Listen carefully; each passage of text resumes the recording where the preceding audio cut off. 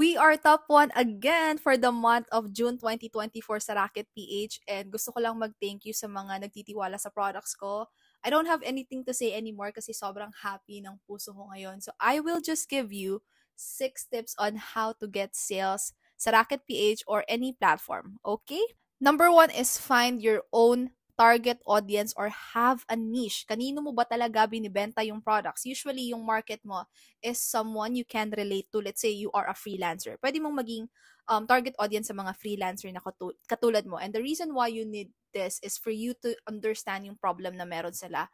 And alam mo din ano yung i-offer mo. And mas madali kasing mag-market pag ganun. Number 2 is personal branding. This applies to everyone. Ikaw mismo, gumagawa ng product mo or bumibili ka ng resellable products. Kapag bumibili ka kasi ng mga resellable products, try to at least edit it. Put your own branding doon sa product na yun. Let's say, pastel color gusto mo or yung medyo luxurious or elegant tignan. So usually black and white or grayish. And then be consistent with that. Hindi pwedeng bumili ka ng planner na red and white. Bibenta mo siya ng ganun. Tapos bumili ka ulit ng planner sa iba na green and brown. Ganun na ganun mo rin siyang ibibenta. So, have your own branding. Number 3, self-study or invest sa course. If you have a lot of time and ayaw mong gumastos, then do self-study. Pero you have to be super dedicated and mag-allot talaga ng time.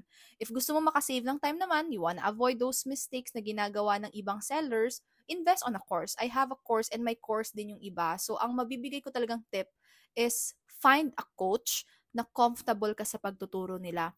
How they discuss a topic, mas naiintindihan mo ba yung turo niya? Ano ba yung laman ng course niya? Ano ba yung gusto mong matutunan? And check mo if nandun ba yun sa offer nila. May free webinar sa bio ko so you can check that and start with that. Number 4 is give value and then consistent marketing. So when we say give value, you do something for free or you give something for free. And the best way to do this is yung free video tutorial on specific topic na connected sa products na in-offer mo. You can do it faceless, pwedeng ikaw mismo magturo, pero at the end of the video, i-connect mo yun sa offer mo. You can also offer free ebook or parang a few pages of your planner or products na in-offer mo. Parang freebie siya. So, para siyang snippets ng main product mo. And then, sa dulo, you'll also offer your product na parang yun yung premium ng freebie na binigay mo. Same sa ginagawa ko. I know I give value. I answer some questions here, pero at the end of the day, those are just 10% of my main product. Kumbaga, if you wanna learn more from me, kung gusto mo hindi gulo-gulo yung lessons, then I will offer you yung paid course ko. Number 5, pricing of your product. I see a lot of sellers na ang gaganda ng mga products nila. As in, grabe yung value.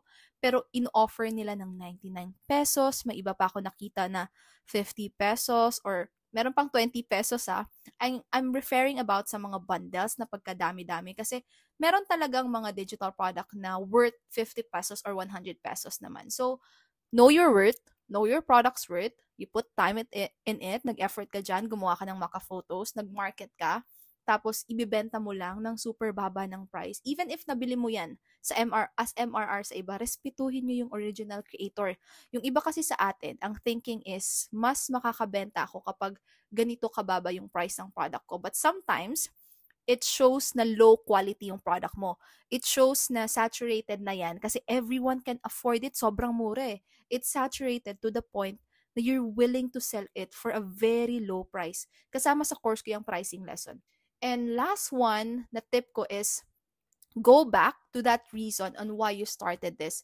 If you're just doing this for money alone, hindi ka tatagal dito. Kasi kapag hindi ka nagkaka-sales, kapag wala kang kita, mawawalan ka talaga agad ng gana. Susuko ka agad. What's that thing na gusto mong ma-achieve and then always think of that every time na hindi ka nagkaka-sale, every time na tinatamad ka or pinanghihinaan ka ng loob to continue. Ako last year, I have those days na talagang I don't wanna continue anymore. Parang napanghihinaan talaga ako ng loob. Pero I always remind myself na, shucks, ayoko nga pala ng 9 to 5 job ko. Gusto ko nga pala ng time freedom. Tapos manonood ako ng mga TikTok videos about mga traveling sa Vietnam, sa Bali, sa ibang bansa.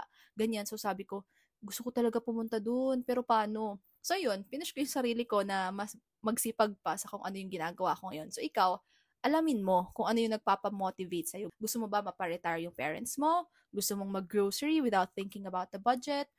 gusto mo bumili ng phone, gusto mo maging stay-at-home mom and maging present with your kid all the time, gusto mo mag-travel, makapag-self-care, ganun. So, be clear about that. Actually, marami pa akong tips, pero yung iba nasa course ko na, syempre. Again, thank you so much everyone and thank you Rocket PH for this platform. Hulog kayo ng langit.